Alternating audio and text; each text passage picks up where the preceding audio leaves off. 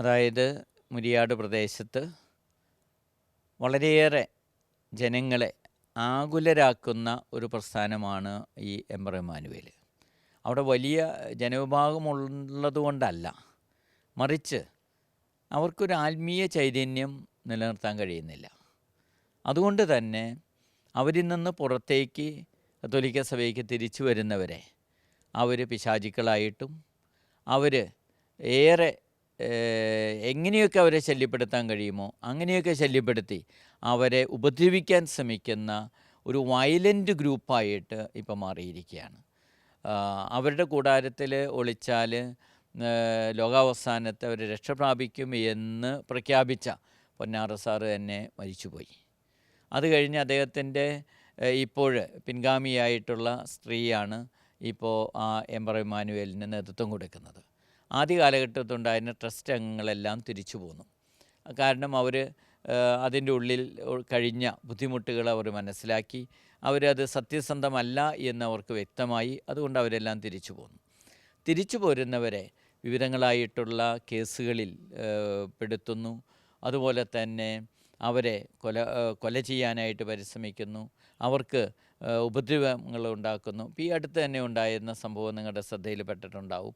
അവിടെ ഒരു വീട്ടിൽ ആ വീട്ടുകാരെ 20ഓളം സ്ത്രീകൾ വന്ന് തല്ലി. അത് കഴിഞ്ഞ് വേറെ കുറേ സ്ത്രീകൾ വീണ്ടും വന്നു, അവർ മാരകമായിട്ട് ഉപദ്രവിച്ചു. അത് കഴിഞ്ഞ് അവരിൽ നിന്ന് 10 പേരെ അറസ്റ്റ് ചെയ്തു. അവിടെ ഒരു സമാധാന അന്തരീക്ഷം സൃഷ്ടിക്കാൻ ശ്രമിച്ചു. പിറ്റേ ദിവസം വീണ്ടും ഈ ഹോസ്പിറ്റലിൽ നിന്ന് തിരിച്ചു വന്ന ഒരുവനെ തല്ലാനായിട്ട് വീണ്ടും ആ വീട്ടിലേക്ക് വന്നിരിക്കുകയാണ്. ഇത് ഒറ്റപ്പെട്ട സംഭവമല്ല. അവിടെ നിന്ന് തിരിച്ചു വരുന്നവർക്ക് ഏറെ ഭീഷണികളുണ്ട്, ഏറെ ബുദ്ധിമുട്ടുകളുണ്ട്. അവരെ മയക്കുമരുന്നിന് പിടിപ്പിക്കാൻ ശ്രമിക്കുന്നു, അവരെ വിവിധങ്ങളായിട്ടുള്ള ലൈംഗികമായിട്ടുള്ള കേസുകൾ കൊടുത്തുകൊണ്ട് അവർ നിരപരാധികളെ വിവിധങ്ങളായിട്ടുള്ള കേസുകൾ കൊടുത്ത് അവരെ പിടിക്കാനായിട്ട് പോലീസിനെ കൊണ്ട് പിടിപ്പിക്കാൻ ശ്രമിക്കുന്നു. ഇങ്ങനെ ഒരു ഭീഷണിയുടെ നിഴലിലാണ് ഈ തിരിച്ചു പോരുന്നവർ. എന്നാലും ധീരതയോടുകൂടെ ഈ പ്രസ്ഥാനം ഒരു സത്യസന്ധമായിട്ടുള്ള പ്രസ്ഥാനമല്ല എന്ന് മനസ്സിലാക്കി കുറേയേറെ പോന്നിട്ടുണ്ട്. ഇനിയും കുറേയേറെ പേര് പോരാനായിട്ട് അവിടെ നിൽക്കുന്നുണ്ട്. ഞങ്ങൾ ഹാർദവമായിട്ടാണ് അവരെ സ്വീകരിക്കുന്നത്. അവർക്ക് നിയമപരമായിട്ടുള്ള സഹായങ്ങൾ, തിരിച്ചു വരുന്നവർക്ക് നിയമപരമായിട്ടുള്ള സഹായങ്ങൾ ചെയ്തു കൊടുക്കുന്നു. അവർ കത്തോലിക്ക സഭയിലേക്ക് ഞങ്ങൾ സ്നേഹപൂർവ്വം സ്വീകരിക്കുകയാണ്. ഒരുപാട് പേര് പ്രാർത്ഥിക്കുന്നുണ്ട്, ഒരുപാട് പേര് ഉപവസിക്കുന്നുണ്ട്. ഈ പ്രസ്ഥാനത്തിൽ തെറ്റിദ്ധാരണയുടെ ഫലമായിട്ട് വന്നുപെട്ടവർ തിരിച്ചു പോരാനായിട്ട്. ഇവിടെ മറ്റൊരു കാര്യം കൂടെ ഞാൻ ഓർമ്മിപ്പിക്കാൻ ആഗ്രഹിക്കുകയാണ്. ഇവർ ഇപ്പോൾ ഇരിങ്ങാലക്കുട ഭാഗത്തുനിന്നോ തൃശ്ശൂർ ഭാഗത്തുനിന്നോ അല്ല അധികം പേര് വരുന്നത്, മറിച്ച് മലബാർ ഭാഗത്തുനിന്ന് അല്ലെങ്കിൽ തെക്കൻ ജില്ലകളിൽ നിന്ന് അവിടെ നിന്നുള്ളവരാണ് ഇവർ വരുന്നത്. ഇവർ വരുന്നത് തെറ്റിദ്ധരിപ്പിച്ചാണ് കൊണ്ടുവരുന്നത്. കല്ലേറ്റിങ്കര ഇരിങ്ങാലക്കുട റെയിൽവേ സ്റ്റേഷനിലേക്ക് അവർ വരുമ്പോൾ ധ്യാനകേന്ദ്രമാണ് എന്ന് കരുതിയിട്ടാണ് അവർ ഈ പ്രദേശത്തേക്ക് വരുന്നത്. ഇവിടെ വരുമ്പോഴാണ് അറിയുന്നത് ഇത് കത്തോലിക്ക ധ്യാനകേന്ദ്രമല്ല എന്ന്. റെയിൽവേ സ്റ്റേഷനിൽ ഇറങ്ങി തെറ്റിദ്ധരിപ്പിച്ച് കൊണ്ടുവരുന്ന ഒരവസ്ഥയുണ്ട്. അതുകൊണ്ട് ജനങ്ങൾ, പ്രത്യേകിച്ച് ക്രിസ്ത്യാനികൾ ജാഗ്രത പുലർത്തണമെന്ന് ഞാൻ അഭ്യർത്ഥിക്കുകയാണ്. ഇവർ പക്ഷേ മറ്റു മതസ്ഥരുടെ അടുത്തേക്ക് സുവിശേഷ പ്രഘോഷണത്തിനൊന്നും പോകുന്നില്ല. ഇവർ കത്തോലിക്കരുടെ അടുത്തേക്ക് പോയി അവരെ തെറ്റിദ്ധരിപ്പിച്ച് അവരെ ഈ പ്രസ്ഥാനത്തിലേക്ക്, സെക്റ്റിലേക്ക് കൊണ്ടുവന്ന് അവരുടെ സത്യവിശ്വാസത്തിന് കോട്ടം തട്ടാനാണ് അവർ പരിശ്രമിക്കുന്നത്. ഇക്കാര്യത്തിൽ എല്ലാവരും ജാഗ്രത പുലർത്തണമെന്ന് കൂടെ ഞാൻ ഈ അവസരത്തിൽ അഭ്യർത്ഥിക്കും. ഒരു കാര്യം കൂടി പിതാവ്, പ്രത്യേകിച്ച് ഈ എംബർ ഇമ്മാനുവേൽ പ്രസ്ഥാനം ഒട്ടേറെ നിയമവിരുദ്ധമായ കാര്യങ്ങൾ അവിടെ നടക്കുന്നുണ്ട്. ഈ പുറത്ത് പോകുന്നവരെ ഭീഷണിപ്പെടുത്തുന്നു, ലൈംഗികമായ ചൂഷണങ്ങളൊക്കെ നടക്കുന്നു. പക്ഷേ എന്തുകൊണ്ട് ഇത്രമാത്രം നിയമവിരുദ്ധമായ പ്രവർത്തനങ്ങൾ നടന്നിട്ട് എന്തുകൊണ്ട് ഭരണ സംവിധാനത്തിൻ്റെ ഭാഗത്തുനിന്ന്, പോലീസിൻ്റെ ഭാഗത്തുനിന്ന് ഒരു കൃത്യമായിട്ടുള്ളൊരു ഇടപെടൽ, അവിടെ ഒരു റെയ്ഡ്, അങ്ങനത്തെ കാര്യങ്ങൾ എന്താണ് അവിടെ നടക്കുന്നത്, ക്രമക്കേട് സംബന്ധിച്ചൊരു ഇടപെടൽ, ഒരു അന്വേഷണം നടത്തുന്നില്ല? അതിൻ്റെ ഒരു അർത്ഥം ഈ ഭരണകൂടത്തിൽ പോലും ഇത്തരം പ്രസ്ഥാനക്കാർക്കൊരു സ്വാധീനം ഉണ്ടെന്നല്ലേ? എന്തുകൊണ്ടാണ് അങ്ങനെ സംഭവിക്കുന്നത്? നമുക്കെല്ലാവർക്കും അറിയാവുന്ന ഒരു കാര്യമാണ് വോട്ടേഴ്സ് ബാങ്ക് എന്നുള്ളത്. ആ പ്രദേശത്ത് പഞ്ചായത്തിനാണെങ്കിൽ പഞ്ചായത്തിൻ്റെ 2 വാർഡ് ആ ഭാഗത്തുണ്ട്. ഇവരുടെ നല്ലൊരു വോട്ട് ഈ പഞ്ചായത്തിൽ ആ വാർഡിലുള്ളവർക്ക് ജയിക്കാനായിട്ട് സാധ്യതയുണ്ട്.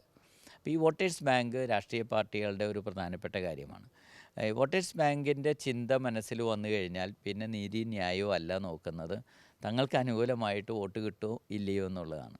അതുകൊണ്ട് തന്നെ ആ പ്രദേശത്തുള്ള വോട്ടർമാർ ഇവരായതുകൊണ്ട് സ്ഥാനാർത്ഥിയായിട്ട് നിൽക്കുന്നവർ ഇവരുടെ ആനുകൂല്യം ലഭിച്ചിട്ടാണ് ജയിക്കുന്നത്.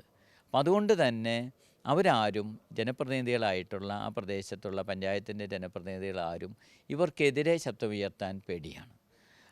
അതുപോലെ തന്നെ പോലീസിൽ പരാതി കൊടുത്താലും പോലീസിൽ കേസുകൾ കൊടുത്താലും ഒരു പരിധി വിട്ട് അന്വേഷണങ്ങൾ നടത്തുന്നില്ല.